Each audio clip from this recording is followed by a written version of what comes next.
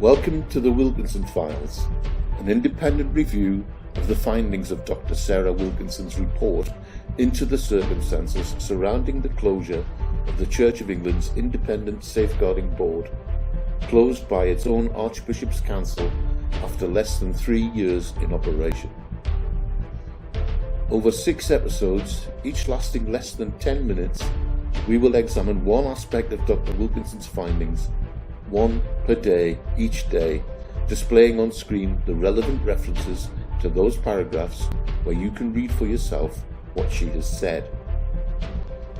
We will be releasing one episode each day over the next 6 days.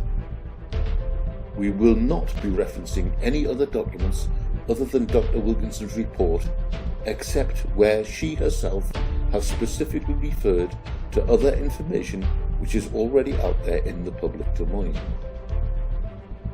Each episode has been prepared by a team with experience in safeguarding, who have examined Dr Wilkinson's report in great detail to extract key points and to summarise the considerable detail she has provided.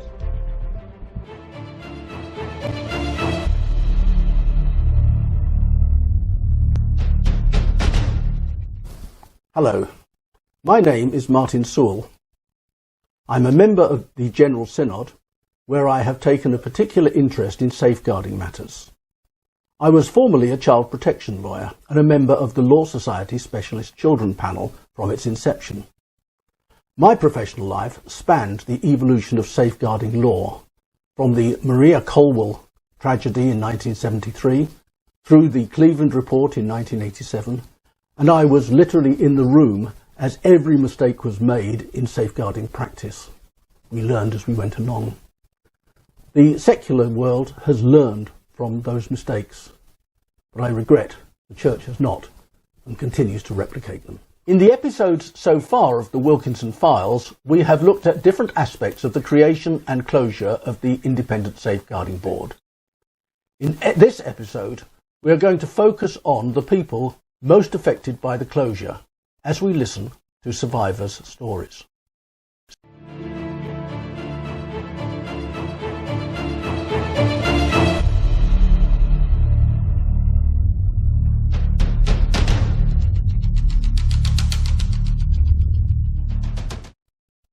And I'm going to start by warning you that this episode is a couple of minutes longer than some of the others in the series, because it's necessary to provide you with more detail in order to bring justice to the survivor community. In her report, Dr Wilkinson gives case details from several survivors with whom the ISB became involved. They provided her with both written and interview evidence.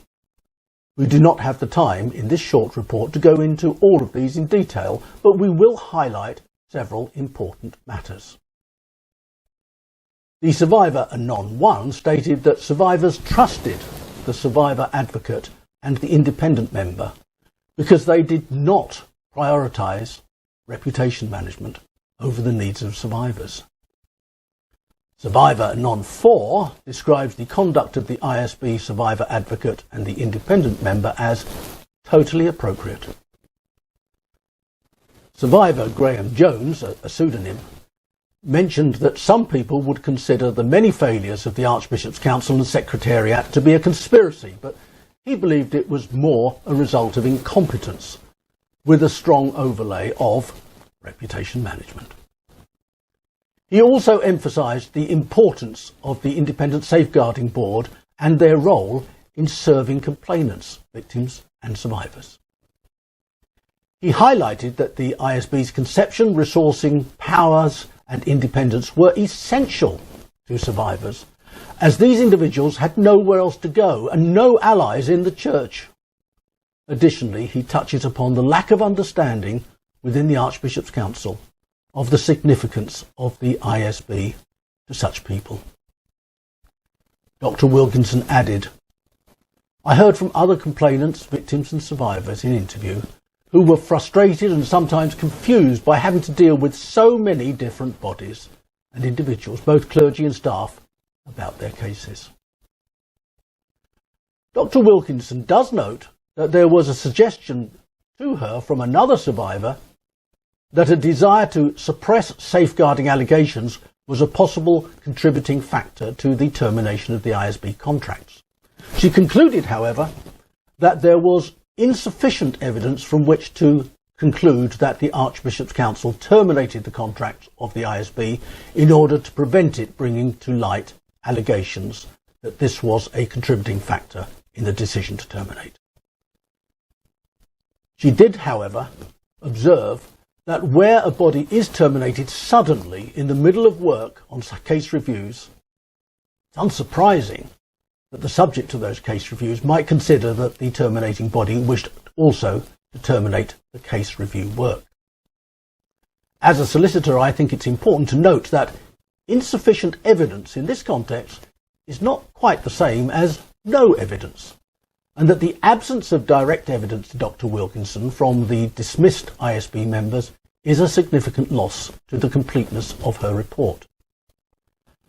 As to why neither Jasvinder Sangera nor Steve Reeves agreed to cooperate with Dr. Wilkinson's review, we note that in the report in the Church Times published on the 24th of November 2023, these two former members of the ISB had declared that whilst they had consistently called for an appropriately constituted and independent inquiry, they were dissatisfied with Dr. Wilkinson's terms of reference, as set by Archbishop's Council, and they felt that these were too narrow to guarantee completeness. One case which we do not scrutinise in depth in this episode is that of survivor Mr. X, upon whose case the ISB did commission a report to completion.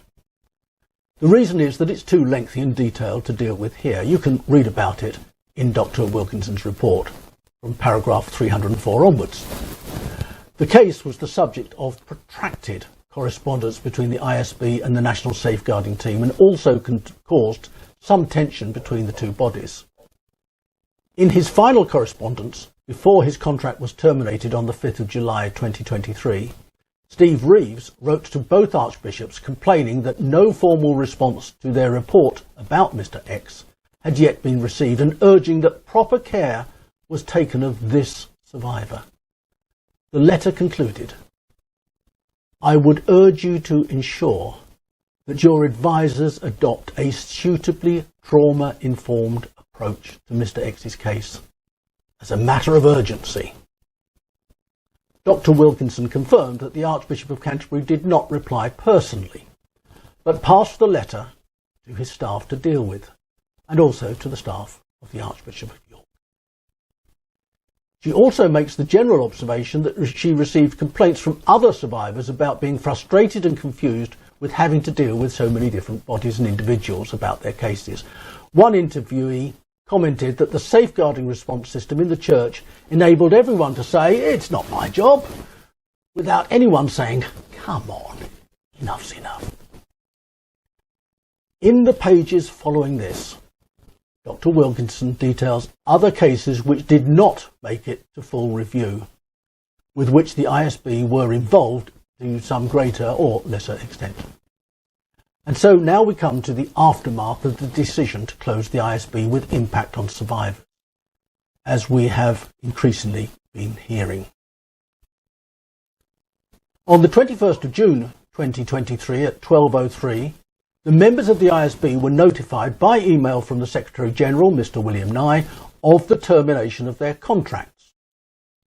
19 minutes later, Steve Reeves emailed him urging caution in making a public announcement so imminent, owing to the possible impact on survivors currently involved in difficult cases with the ISB. Were they to learn this via the media, he was worried. He also requested a copy of the public statement, which would be made at 1 p.m. Mr. Nye replied that arrangements were in hand to notify ISB staff and also survivors, but asked to be informed of any specific individuals who might need to be contacted. Please note that although we don't know the time of this reply, a clock was ticking down the final 38 minutes before a public announcement was due to be made by the church. 12:42 p.m, Steve Reeves replied that persons in the ISB review process had asked that their details should not be shared with the church without their consent, and with only 20 minutes remaining, this would be difficult. He stated in his reply, "I am urging caution as powerfully as I can. The harm could be significant, and the announcement isn't urgent." The reply from Mr. Nye at 12:53, 7 minutes before the announcement was made, was that in that case the Archbishop's Council would not be able to contact individuals whatever date and time the announcement was made, but that survivors who were in regular contact with the National Safeguarding Team would be contacted through the normal channels. In her review, Dr Wilkinson finds that Mr Nye did not appreciate that some individuals had refused to share their data with the church, and that he acknowledged that staff would not be able to contact these individuals. A report placed in the Church Dimes by a source in Church House that efforts had been made to contact individuals before termination was inaccurate. In addition, the decision not to delay the announcement of the termination was taken because there were fears that it would be leaked on social media or the press before it was formally announced. In the interest of full and accurate reporting, we now need to add some information which does not appear in Dr Wilkinson's report. During the exchange of correspondence between Mr Nye and Steve Reeves on the 21st of June, our research has shown that Mr Nye copied his email to a number of members of the safeguarding team. Dr Wilkinson criticises an answer given to a General Synod member in July 2023 by the Archbishop of Canterbury that the timing of the announcement was linked to a need to issue papers to the General Synod on time and to ensure that Synod members were aware of what was going on, as she did not consider that this answer properly addressed the question asked about the rationale for giving the ISB an hour to inform survivors groups that they were being disbanded. We must also remind you that in episode 3 of the Wilkinson Files we reported that on the 19th of June 2023, when the termination of the ISB members' contract was being planned, one consideration in choosing the timing was a desire to prevent the ISB members from addressing General Synod at the July meeting, since this would make it harder to dismiss them. Dr Wilkinson details the evidence given to her by survivors of the impact on them of this announcement. We won't detail these again here, but suffice it to say that the effects included mental distress and even suicidal intentions. One survivor informed Dr Wilkinson that he had still not been contacted by anyone about successor arrangements for the ISB on the 30th of July 2023, almost 6 weeks later. On the 25th of June 2023, the Archbishop of York gave an interview on Radio 4 in which he stated that interim arrangement survivors were in place, but corrected this at the meeting of the General Synod in July 2023. Dr Wilkinson later notes the connection between the Elliott Review, in which the withdrawal of pastoral support from survivors was stated to be unacceptable, and the termination of the ISB contracts. Although she notes that a member at the time of Archbishop's Council, Reverend Canon Tim Good, assured General Synod that the Archbishop's Council were aware of this recommendation by the Elliott Review, she could find no reference to it being considered in the Archbishop's Council decision to terminate the ISB. At the meeting of Synod, a survivor, Jane Chevous, criticised the Archbishop's Council for failing to listen either to survivors or to the two members of the ISB. She also referred to the termination of the ISB as a safeguarding and governance failure.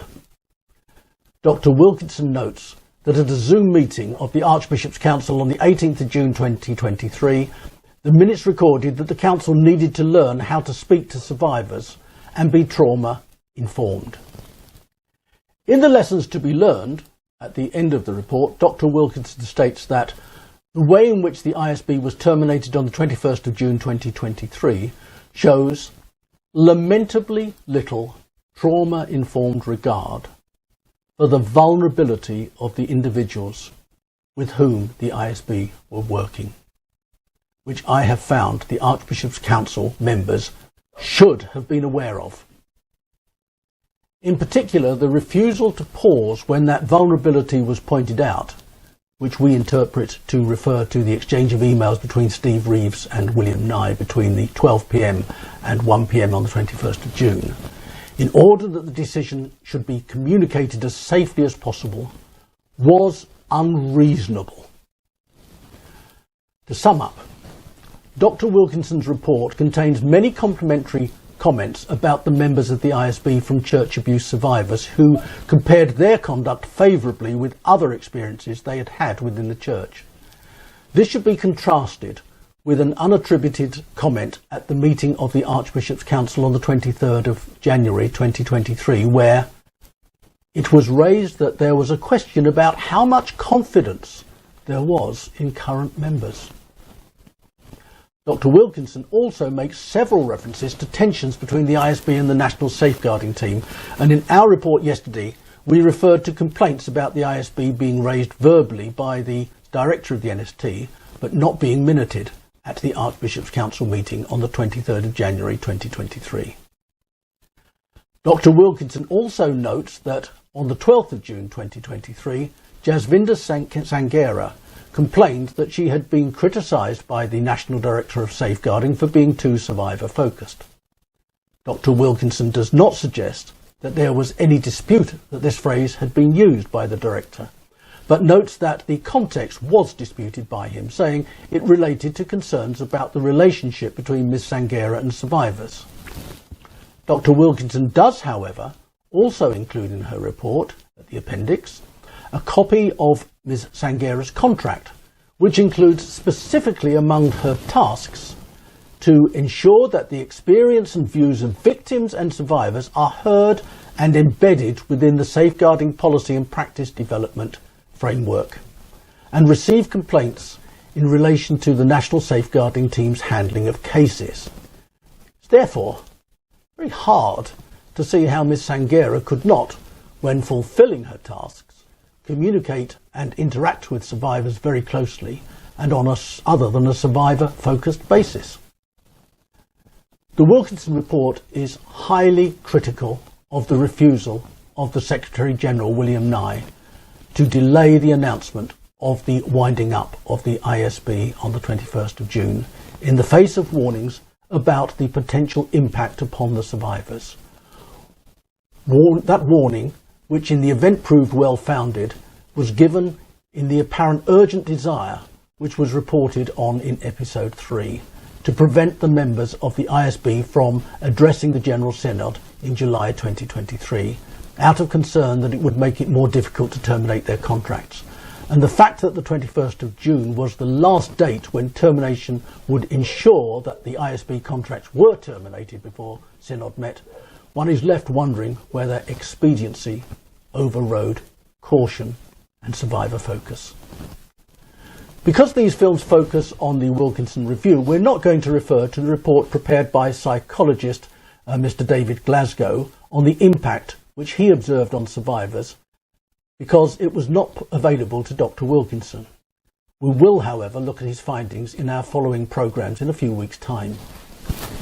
In our final episode of tomorrow, we will draw together all of the threads of these 5 reports so far, which we are mysteriously entitling Magic Moments, and we hope that you will join us, and we will then leave it to the survivor, Jane Chevous, to close this episode with the words with which she addressed the General Synod in July last year in York.